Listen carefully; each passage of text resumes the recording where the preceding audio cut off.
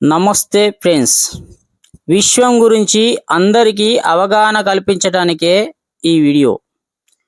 విశ్వం గురించి తెలుసుకున్న ప్రతి మనిషి కూడా పరిపూర్ణమైన విజ్ఞానవంతుడు అవుతాడు. Welcome to మానవలోకం.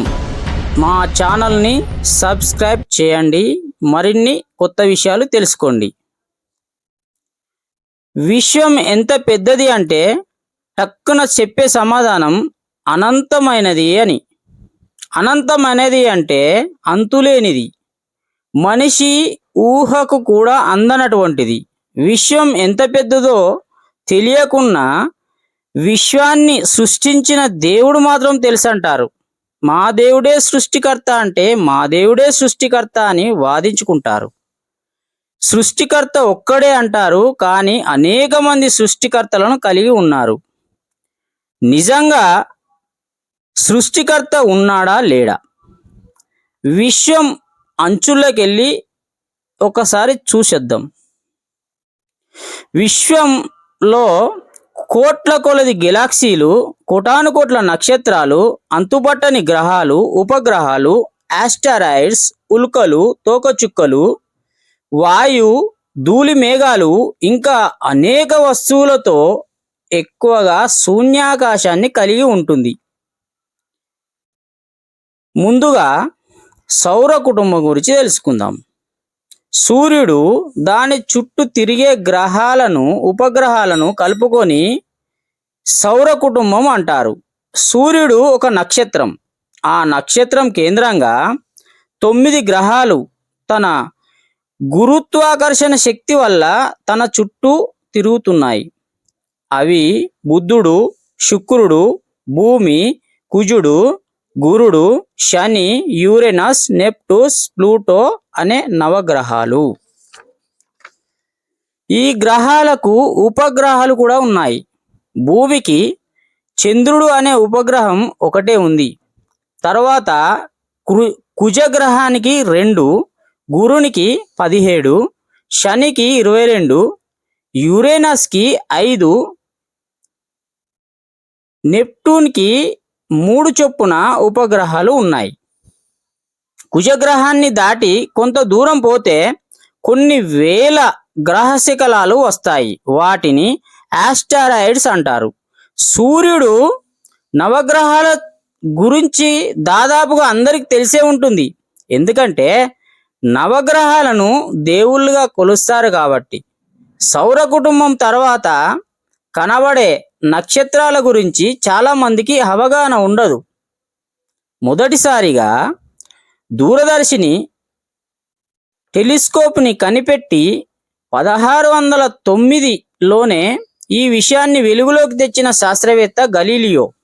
మామూలు కంటికి కనిపించని అనేక నక్షత్రాలని అతను చూడగలిగాడు. ఆ తర్వాత అనేక మంది శాస్త్రవేత్తలు టెలిస్కోప్ల సైజు పెంచుకుంటూ పోయారు.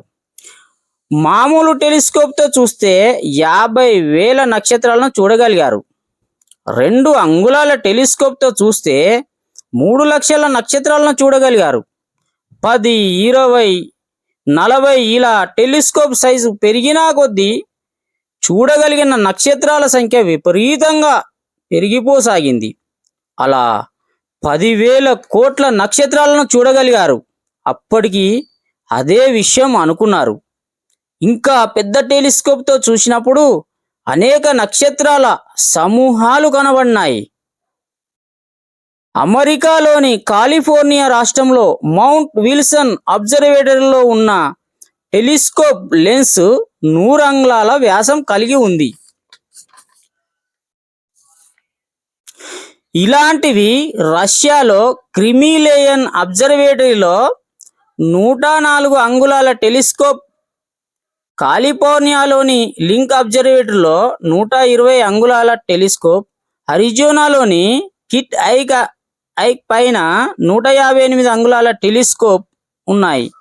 అంతకంటే పెద్దది 200 అంగుళాల టెలిస్కోపు కాలిఫోర్నియాలోని మౌంట్ పలోమర్ అబ్జర్వేటరీలో ఉంది.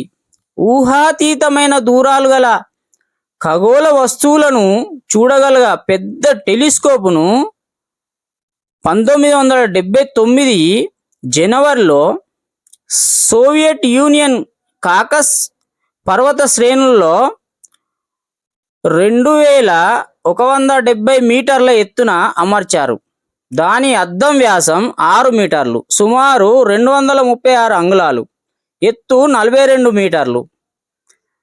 దాన్ని ఎటు పడితే అటు తిప్పటానికి వీలిచ్చే కుప్పోల బరువు 1000 టన్నులు.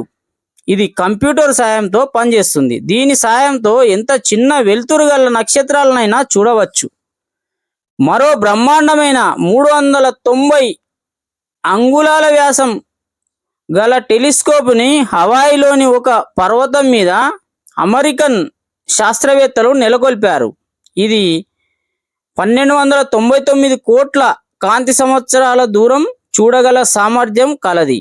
ఈ టెలిస్కోప్ సాయంతో చంద్రుని మీద క్రోవత్తిని వెలిగించి కనిపెట్టవచ్చునట. ఇంతవరకు చెప్పుకున్న టెలిస్కోపులు మామూలు కాంతి తరంగాల సాయంతో పనిచేస్తాయి. అంతకంటే ఎన్నో రెట్లు ఎక్కువ విశ్వాన్ని చూపించేవి రేడియో టెలిస్కోపులు. ఇంగ్లాండ్లోని మాంచెస్టర్ యూనివర్సిటీలో జోడైల్ బ్యాంక్ పరిశోధనశాలలో 250 అడుగులది ఉంది. అమెరికాలో 300 అడుగులది, ఆస్ట్రేలియాలో 210 అడుగులది, అంతకంటే పెద్దది పోర్టోరికాలో ఉన్నది. దాన్ని యాంటెన్నా వ్యాసం 1000 అడుగులది.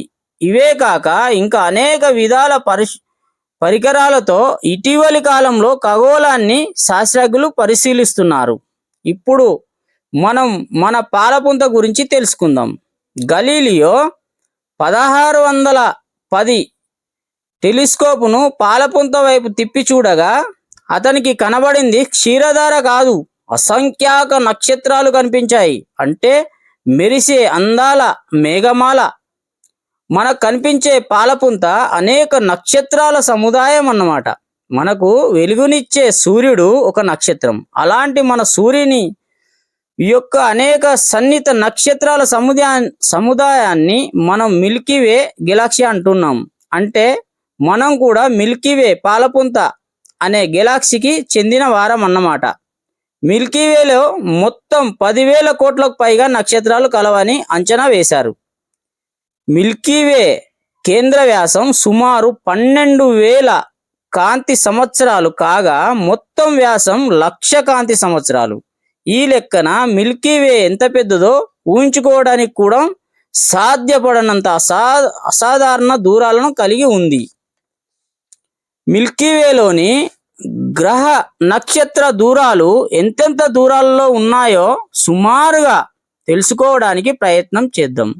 మన భూమికి ఉపగ్రహమైన చంద్రుడు సగటున 2,38,000 మైళ్ళ దూరాన ఉన్నాడు. తర్వాత భూమికి సమీపాన గ్రహం వీనస్, శుక్రుడు. అది సగటున 2.5 కోట్ల మైళ్ళ దూరంలో ఉంది. మరొక సమీప గ్రహం మార్స్, కుజుడు. దాని సగటు దూరం సుమారుగా 5 కోట్లు. గ్రహాలలో అన్నిటికంటే చిట్ట చివర బాగా దూరంగా ఉన్న గ్రహం ప్లూటో. అది మన భూమికి 357 కోట్ల మైళ్ళ దూరంగా ఉంది. ఇకపోతే మన సూర్యుడు మన భూమికి 9,28,00,000 మైళ్ళ దూరంలో ఉన్నాడు. ఈ దూరాలన్నీ మనం లెక్క పెట్టగల దూరాలే కానీ సూర్యుని తర్వాత ఉన్న నక్షత్రాలే అంతులేని దూరాలను కలిగి ఉన్నవి. సూర్యునికి సమీపాన గల 3 నక్షత్రాల సముదాయాన్ని ఆల్ఫా సెంటరై అంటారు. ఆల్ఫా సెంటరై మన భూమికి 26 లక్షల కోట్ల మైళ్ళ దూరంలో ఉంది. ఇందులో భూమికి అతి సమీపాన ఉన్న నక్షత్రం ప్రాక్సిమా సెంటరై. దానికి భూమికి మధ్య గల దూరం 25 లక్షల కోట్ల మైళ్ళ చిల్లర ఉంటుంది. అలాగే భూమికి సమీపంలో సుమారు 15 నక్షత్రాలు కలవు. ఆల్ఫా సెంటరై తర్వాత బర్నాల్డ్ అనే నక్షత్రం మనకు 36 లక్షల కోట్ల మైళ్ళ దూరంలో ఉన్నది.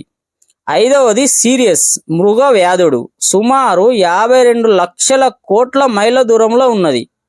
12వ నక్షత్రం 61 సిగ్నై అంశ నక్షత్రం అనేది 65 లక్షల కోట్ల మైళ్ళ దూరంలో ఉన్నది. ఇలా చెప్పుకుంటూ పోతే మన దగ్గర ఉన్న అంకెలతో కొద్ది నక్షత్రాలను మాత్రమే ఊహించుకోవచ్చు.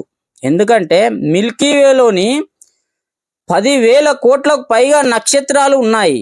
వాటి మధ్యన లక్షల కోట్ల మైళ్ళ దూరాలు కలిగి ఉన్నాయి. కొన్ని లక్షల కోట్ల మైళ్ళను ఊహించడానికి సాధ్యం కాదు. ఆ తర్వాత దూరాలు అంటే అర్థమయ్యేవి కావు. అందుచేత శాస్త్రజ్ఞులు ఈ విపరీత దూరాలను కొంతవరకైనా మన బుర్రకు అందేటట్టు చేయడానికి ఒక ఉపాయం కనిపెట్టారు. దూరాలను మైళ్ళలో కాక కాంతి సంవత్సరాలలో లెక్కించారు. కాంతి ఒక సెకండుకు 1,86,282 మైళ్ళ వేగంతో ప్రయాణం చేస్తుంది. అలా ప్రయాణం చేసే కాంతి ఒక సంవత్సరానికి 6 లక్షల కోట్ల మైళ్ళ దూరాన్ని శాస్త్రజ్ఞులు కాంతి సంవత్సరం అన్నారు. నక్షత్ర దూరాలను మైళ్ళలో కాక తేలికగా కాంతి సంవత్సరాలలో లెక్కించడం మొదలుపెట్టారు. ఆ లెక్కన చూసుకుంటే 26 లక్షల కోట్ల మైళ్ళ దూరంలో ఉన్న ఆల్ఫా సెంటరై మనకు 4.3 కాంతి సంవత్సరాల దూరంలో ఉన్నవని శాస్త్రజ్ఞులు లెక్కించారు. అదే పద్ధతిలో బర్నాల్డ్ అనే నక్షత్రం మనకు 6 కాంతి సంవత్సరాల దూరంలో, సిరియస్ 8.6 కాంతి సంవత్సరాల దూరంలో, 61 సిగ్నై 10.9 కాంతి సంవత్సరాల దూరాల్లో ఉన్నాయి. అలా చాలా తేలికగా చేసుకొని మిల్కీవేను లెక్కించగలిగారు. కానీ ఇంతటితో విషయం అయిపోలేదు. మిల్కీవేలో 10,000 కోట్ల నక్షత్రాలను, 1,00,000 కాంతి సంవత్సరాలు మొత్తం వ్యాసాన్ని టెలిస్కోప్లో శాస్త్రజ్ఞులు చూడగలిగారు. కానీ వారికి సృష్టికర్త ఎక్కడ కనబడలేదు.